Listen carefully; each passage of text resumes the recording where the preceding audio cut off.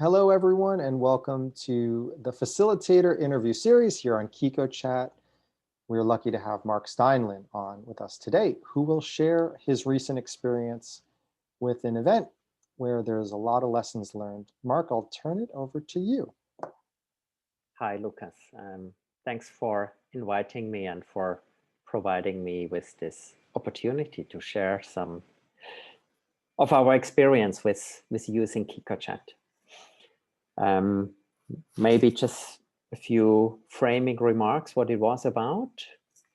So that mandate or that event we had here was a congress, a sort of a scientific / political congress where people convened out of academia, out of political administration, and activists in the field of conservation, of landscape, of regional planning, and so on.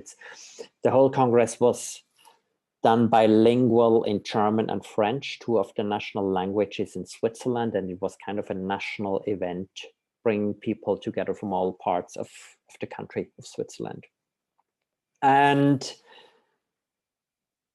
I think what was quite special about the event is that this Congress had been planned for probably almost a year, and it was meant to be a conventional scientific congress over 2 days where a few hundred people would come together, and there would be a lot of keynote speeches and then breakout rooms, this panel, the classic panel discussions where a series of scientists or researchers or program managers would introduce their most recent research findings or papers or projects that they're working on, and that would be discussed in a classical panel style discussion Q&A. And these poor organizers got caught by the second wave of COVID, which a month before the actual date sort of made it impossible for people to meet anymore. So they had the choice between calling off the entire thing with hundreds of people invited, involved, who had already prepared all their stuff, or somehow find a way to bring all of that into the virtual realm. And only at that point, myself and my team got into the picture. So all of that preparation work, programming, and so on, had happened already. And we got kind of a ready-made, completely planned through event with a program and agenda and hand it over and say, here you go, put that online. How many weeks did they have between when they brought you in to when the event was going to start? So we really had a bit less than 4 weeks. Wow. After they had been working almost 12 months or 11 months on it already. Wow.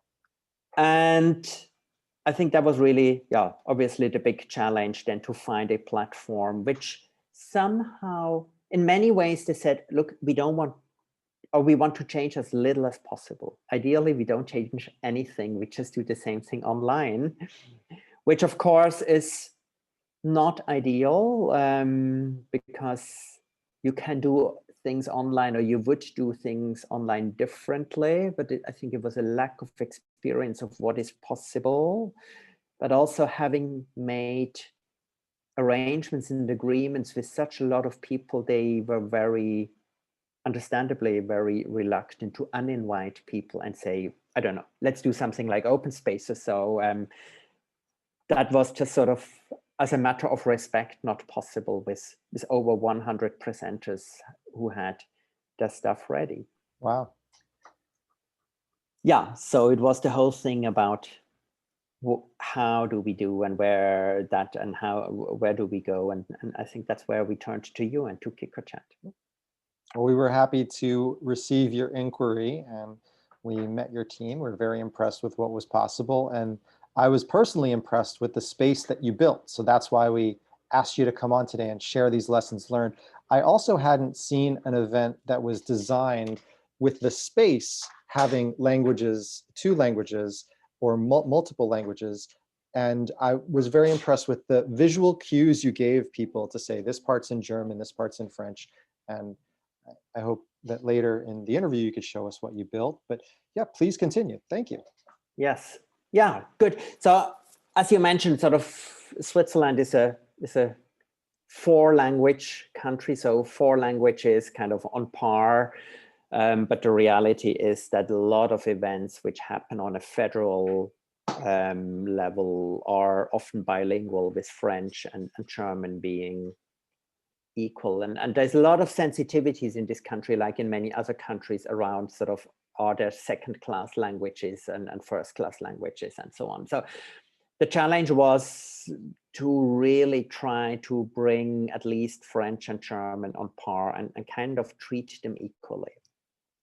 Also, sort of English was a no-go, and I think we imposed that a bit on you, trying to eradicate every trace of English from the platform as far as it was possible in that short time, which to a large extent was possible to do, which is great. Yeah, exactly. So we tried to give people visual clues. We could probably have made that more consistent, and I think for next time, and also with more lead time to prepare, we can do that.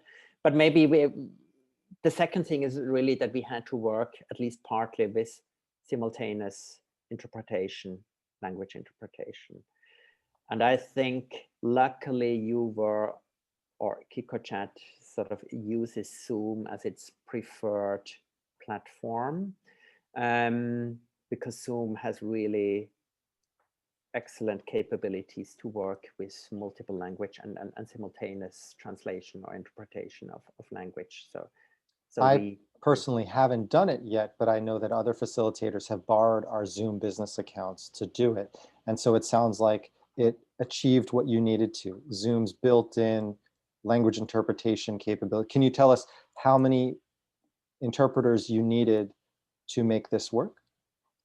Yes. So, I mean, basically you need a pair for, if you're working with professional interpreters, you need a pair for every language pairing. And we had one language pairing, which meant we needed a pair, because then they take turns. And if they're professional, actually at times, they even sentence by sentence take turns. So one interpreter takes the one sentence and the other one takes the next sentence, and so on. So there you see how well they can collaborate as a team between the two of them. Now, in our case, each presenter will be in either French or German, and then you will have, because were the presenters giving their presentations in French and some in German, or all in French or all in German? So presentations, they received presentations upfront in German or in French, which gave them time to sort of look through it. We tried to keep one session, sort of a 60-minute block or so, in one language, to make it easier for them. But different sessions could be in different languages. But the matter of fact, I mean, even where we had a series of panel discussions where, for instance, 2 panelists would be in one language and 2 panelists in another language, where they had ad hoc to swap and switch. And obviously, interpreters, they try to get as much material upfront as they can in order to prepare for the language, for the vocabulary, the jargon, and so on, and be able then to more fluidly sort of pick up. But as soon as it comes, for instance, to question and answer, then obviously they can't prepare that. So that's where the professional level of interpretation comes in, that they're able spontaneously ad hoc to make that. And if I'm, from a participant perspective, if I speak French, but the presenter is speaking in German, then I go down to the bottom of Zoom and I select a button for interpretation, and I select the language I'd like to listen in. Right. Basically, so as soon as you are in Zoom Business on a business account, and you are sort of switching on the language functions and interpreters are present in the room, people next to participant chat, screen share, and reactions, there is an additional button, a globe, saying interpretation. And if participants click on that, they can choose between original sound, sort of O-tone, which is just transmitted as the normal sound. And then they can switch onto a different language channel. And there they get a mix, I think, volume-wise, they get 80% of the original tone and 80% of the translated voice, and 20% of the volume is the original tone, and you can switch that on and off as a participant. Very good. I guess one more question comes to mind. If you're doing a panel of that it has 2 German speakers, 2 French speakers, and I'm listening to language interpretation in French, when the Germans are speaking, then I'm going to hear it in French, and I'll hear them speaking German. And when the French speakers are speaking, then there'll be no language interpretation. I will just hear the speaker coming through. Okay. That's right. That's right. And it's Zoom which is steering that, and the interpreter basically, I don't know exactly what the interface looks for an interpreter, as a matter of fact, but the interpreter kind of can probably press a button, say, now I'm talking, and that's where the overlay of the translated tone sort of kicks in, and as soon as they let go or sort of get off interpretation, the original sound is being broadcast. Great. I didn't realize that you had some panels that were in 2 languages. So very good to hear. Well, thanks for sharing that. And I'm interested in hearing other lessons you've learned, either about languages or anything else about the event design and things that you'd like to share. Yes, I can share in a minute what the platform on Qiqo looks like. But basically, what we tried to build was a convention center. Sort of, you know, the physicality is a big building when you have a huge plenary hall where we had a few hundred people present, and with keynote speakers in front. But then around that, we built about 40 rooms, which were not simultaneously in use, except in breaks. People could often visit all those rooms, and I can share a little bit what that looks like. So let me share my screen. Does that work? Looks great. Good. So yeah, you see we had about 375 RSVPs. I think never at any point were more than 250 people present. And you see already, already here, the interface was bilingual, and because it's customizable, we could also translate all the buttons in German and French and so on. And here you see kind of now our main room, which was the plenary. Again, everything bilingual.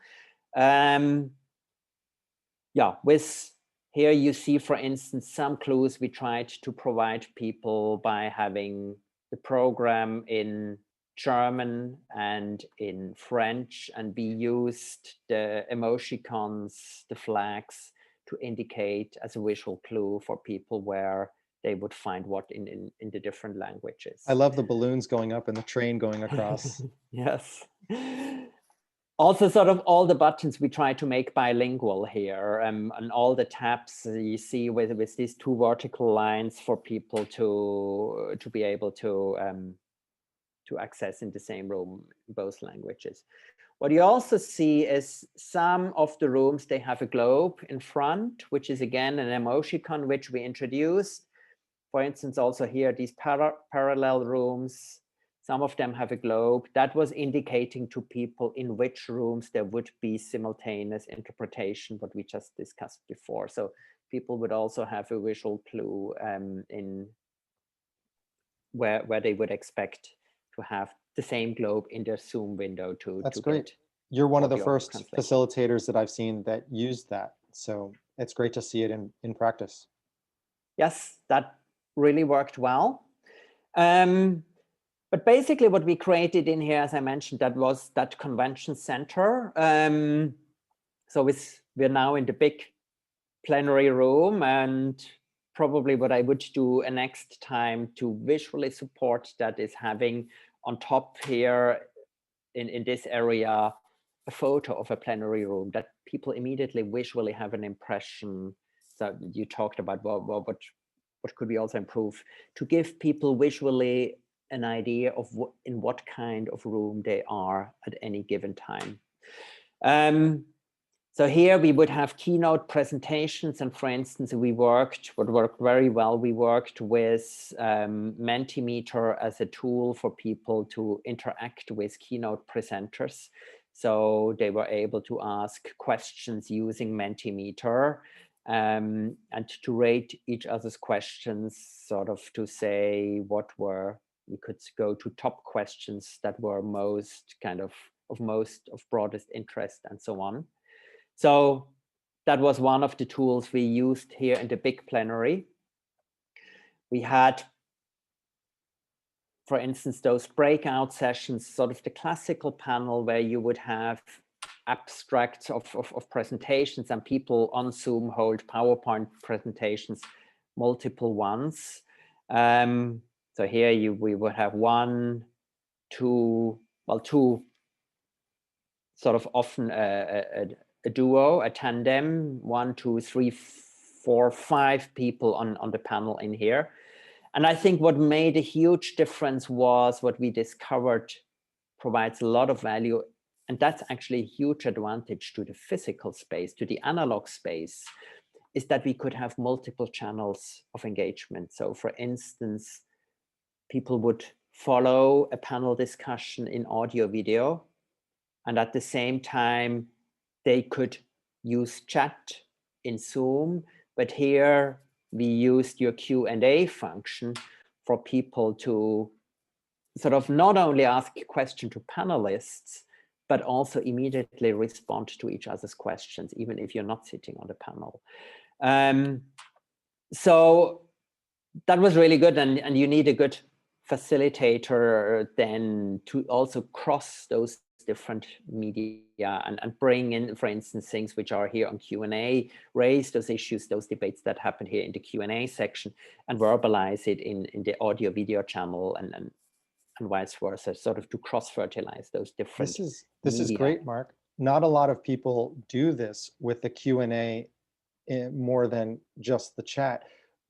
What do you think about the ability for participants to have these sorts of debates and discussions and questions even before the conference begins, maybe in the 1 or 2 weeks ahead of time? Do you think that if the same group of people was meeting in 6 or 12 months, would they want to have these conversations, or they like to have the conversations just when the presenters are speaking? I think that's a culture that we need to foster. The majority of people did not, or no, hardly anybody came beforehand to see what's available. The truth is also because we only had 4 weeks to get everything online. A lot of it came up the night before. Yes. And with a different planning horizon, we could do that and promote that differently. But a lot of people only entered this conference venue here on Qiqo Chat only really on the day of the event itself. I think they were kind of amazed to see that. They couldn't imagine what it would be like. And that's where I think we need to instruct people of what is possible and how these things work. And over time, when they see and understand that, then in future events, they might actually come earlier on and start discussing. One thing I can show you, for instance, is, so you see we had about 18 parallel sessions, not all at the same time. So we had them in blocks of 6 and 6 and 6. But for instance, what was planned in the original program was actual field trips, excursions into the environments of the city where it was planned to happen. And we had to bring all of that online. So we were shooting videos and recording them. Again, you see in French and in German the same video. And down here, not in this one, but in a few of them, people actually really went and started commenting on the videos. So you see here, people started writing comments on the videos while watching them.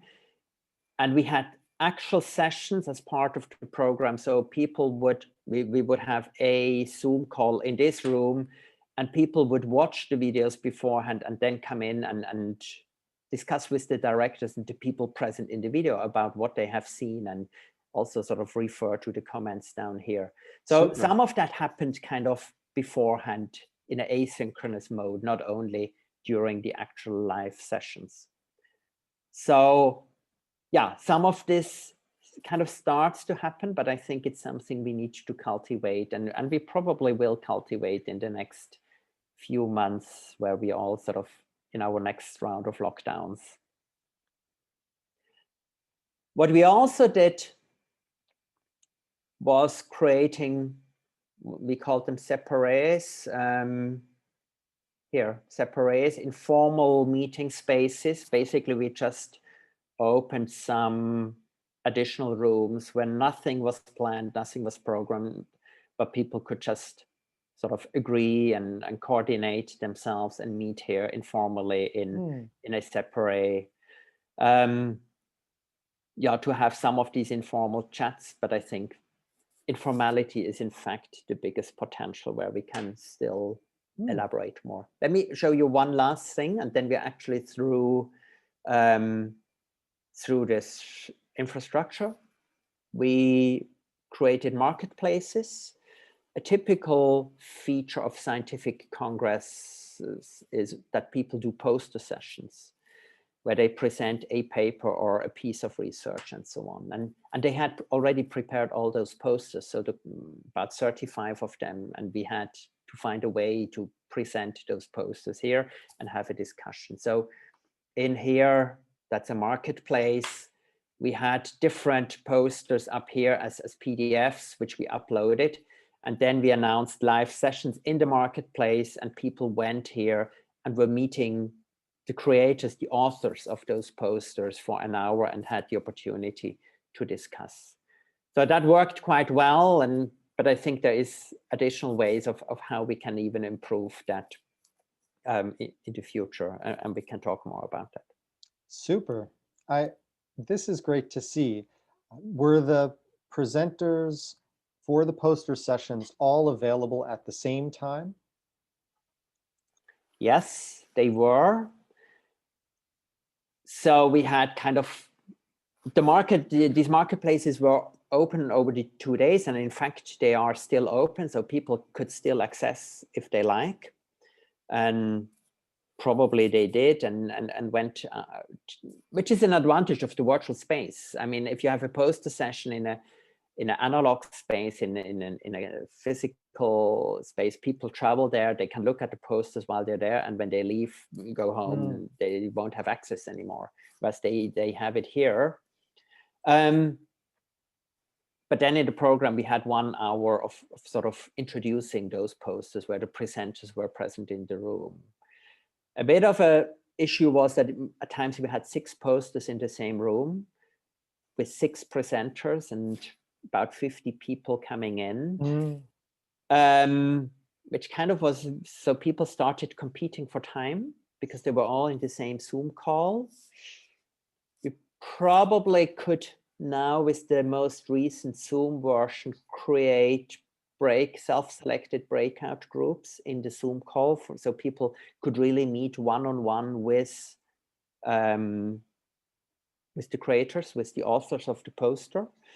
But the other idea I'd consider with a bit of a tech-savvy group is to use a tool like spatial chat and integrate spatial chat in here. And I'm experimenting now actually on, can we upload posters onto spatial chat, and then the presenters can stand literally next to the poster, and people can go and approach an author, a presenter, and have a conversation in that very self-organized, fluid manner, the way how we know it from a marketplace or a poster session in an analog form of such a convention.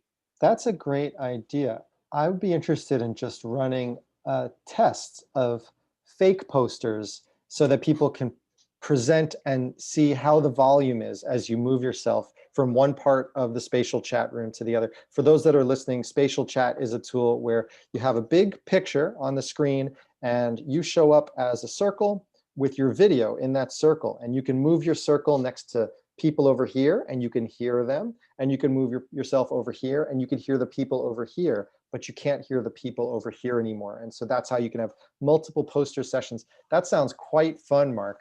And what a brilliant idea. Well, I think it's coming to small details, for instance, Mm-hmm. the resolution of images on these platforms. Because you see this works here well because it's PDF, so people can zoom in and really also read very small print in these posters. And we need to see how fit for purpose these platforms like Spatial Chat are to handle these details. But I mean, that's all things which are under development. And if it's not possible now, I'm sure it will be possible very soon. Excellent. Well, this is super. One thing that you said that really jumped out at me is fostering that culture of people collaborating even before the conference begins. I think that that is something that we can do as facilitators and consultants to help coach the organization, to teach them what's possible. Also, you mentioned that some things can be done online that can't be done in person, such as coming in to see the posters before and after. Like here, it looks like someone is even dropping in right now. You could see their profile icon on the left, even though the conference has been over for 12 days, they are still coming back to see what was happening here. Was there anything that surprised you or any comments that you heard from participants where they shared positive feedback or negative feedback? I think usually there's always some friction when a new group of people is using a new technology, but do you have any suggestions for how we can make this better for you? I know that there's some places where English is still showing up and we're working on expanding the translations there. Anything else that would help you in terms of friction to make this smoother for you as a facilitator?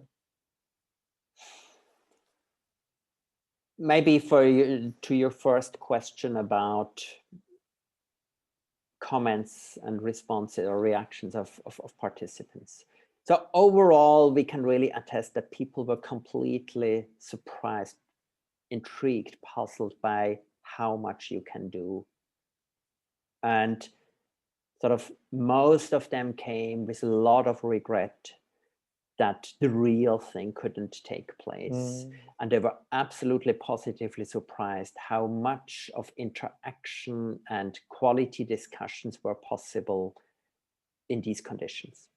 And so we had even a few comments that they really realized to their own surprise that certain things are better in the virtual world than they would be in a face-to-face analog congress. For instance, the threshold to actively participate seems to be lower for a lot of people because they're in their comfort zone, they're at home, they are not so exposed, whereas when you're in a group with 60 people, sort of to stand up and ask a question for a lot of people is a very intimidating idea. Interesting. So you would have a panel discussion and nobody would ask a question, not because people don't have questions, but because sort of surmounting that threshold of daring to ask in front of 59 other people staring at you, and you have all sorts of projections that people might find your voice funny or your question to be a silly question or I don't know what. And the thresholds here were much lower.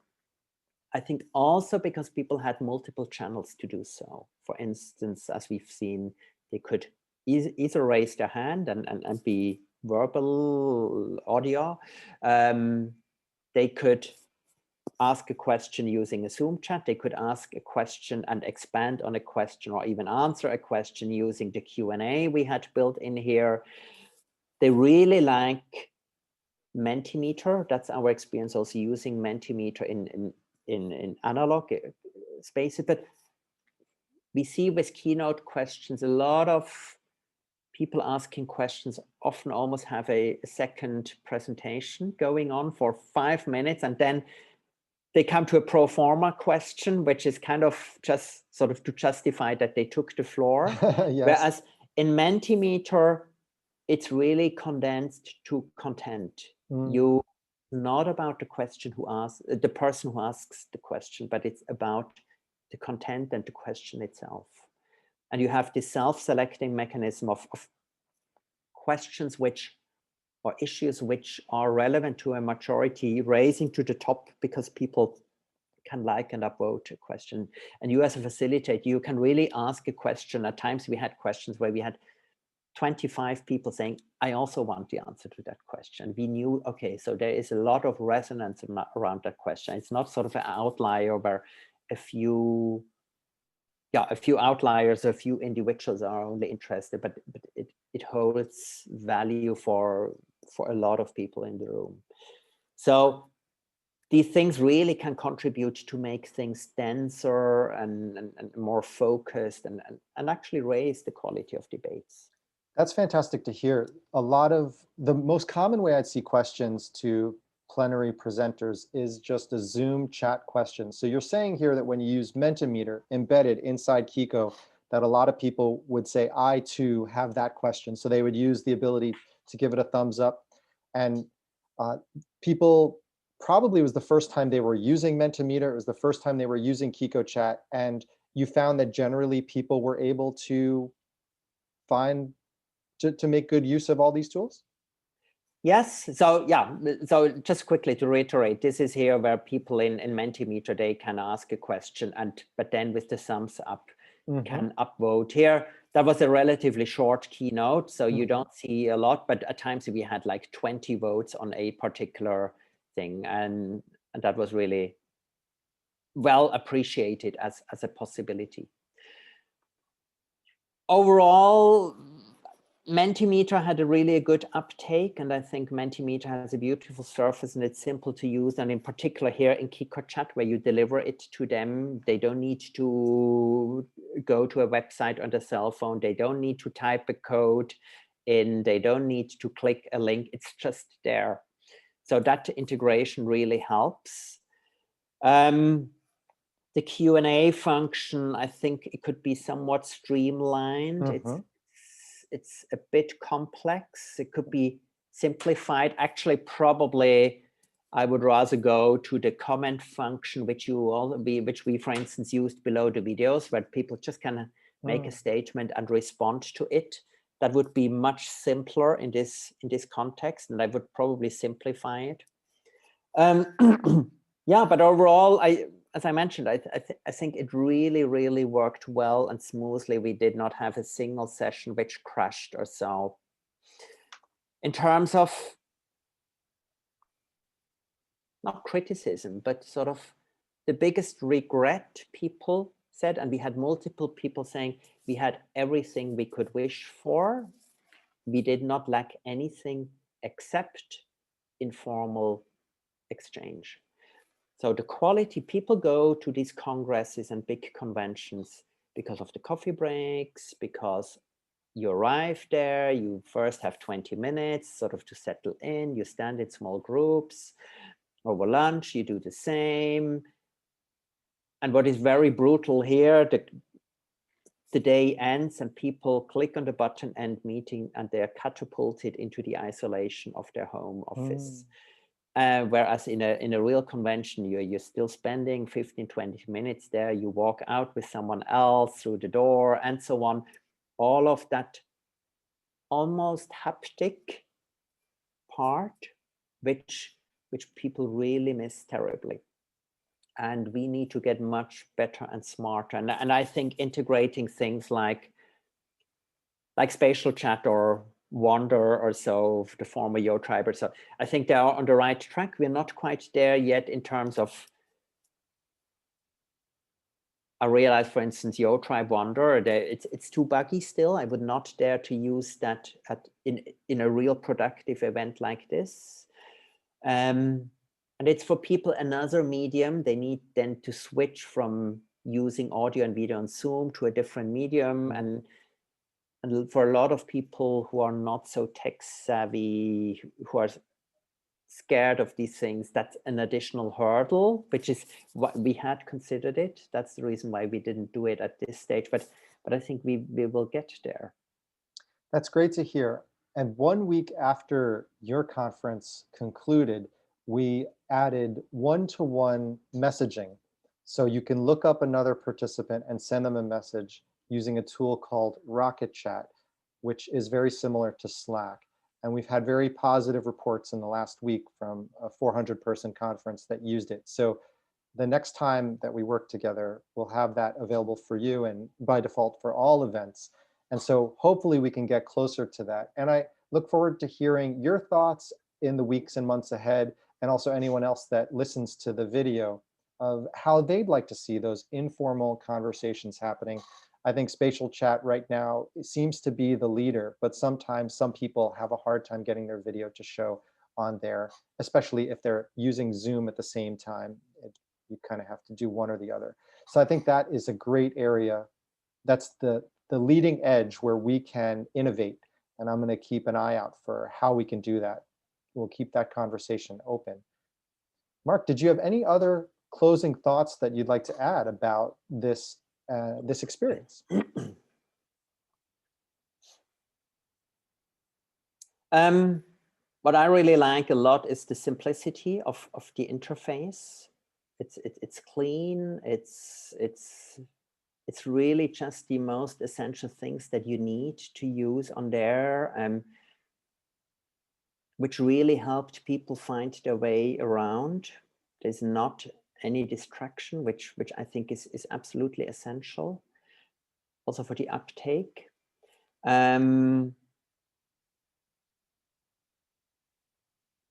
Yeah, also, so I think I expanded your templates to configure the back end a bit, so that I started messing around with the tools you provide in the back end. There's a few things which probably could make it easier for a facilitator when you're in the heat of the battle. So I had my spreadsheets next to me, which rooms to show or hide when. And then I had to have all my printed lists with the 40 rooms listed and looking up, okay, I need to hide number 2 and I need to show number 6 and so on. So I think from a technical point of view, it definitely works. It works well. Somehow it might be nice somehow to give additional aids if you're really in running with it and so on, to simplify certain things. And yeah, that's the one thing. The other thing really is the difficulty we're still seeing with people, in particular in Europe and in governmental institutions, accessing Zoom. If you're going into Germany and Switzerland and so on, Zoom is an absolute no-go. Strictly prohibited to use Zoom and blocked with firewalls and for safety reasons. Zoom is making big strides and efforts to change that, but I think it's probably going to take still quite some time. So I think finding an alternative which would really, and actually that has sparked a lot of people to attend this event. So finding alternative ways to really make it accessible for everyone, regardless of what kind of office they're sitting in and so on, and overcoming those security concerns is, in particular, if you're working in public services and government entities, is a big issue. I know this is very hard to solve, and it depends on so many factors and individual situations. But I think, yeah, if there's additional options, that might be interesting. Yes, one that's interesting is Whereby, which is a company that is in Europe, and they can have a maximum of 50 people on the screen. It's not a separate app like Zoom, it's in the browser, and it works on most browsers. So that one is very promising, but the limitation there is 50 people. So I think that those tools are evolving rapidly, and soon we could be integrating them into Qiqo better.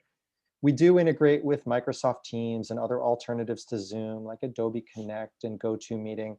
I do find that personally, Zoom is the easiest to integrate into the conference experience, since the most people have it installed. But yes, this is a rapidly evolving space, and I'm hoping that there will be better alternatives that the government agencies want. We worked with the European Commission for one, and they accepted using Zoom, but it took them a lot of internal debate. So, well, this was super. Thank you very, very much, Marc, for sharing these insights. And I also like that you did push the platform when you were asking for things to be simplified. Now you've paved the way to make it a little bit easier for the next facilitator that comes here and they'll be like, oh, this is clean. Well, it's cleaner because you asked for it to be cleaner. And we encourage all our facilitators to voice their suggestions for how to make it simpler, because that's how we keep improving. Marc, thank you very much for your time today. We look forward to working with you on your next project, whenever that might be. For anyone listening at home that could find a link to where we do our open office hours, we'll put that at the bottom of the YouTube video. And anything else that you'd like to add, Marc? Well, thank you, Lucas. I mean, you've been tremendously helpful in this and very open to all my special requests and midnight propositions and please, Lucas, I need this immediately and so on. And so that was really an amazing experience, and thanks a lot for making that possible. And it wouldn't have happened without your support, and thanks a million for that. You're very welcome, and it has been fun. So I look forward to seeing you later. Good. Thanks. Bye. Ciao.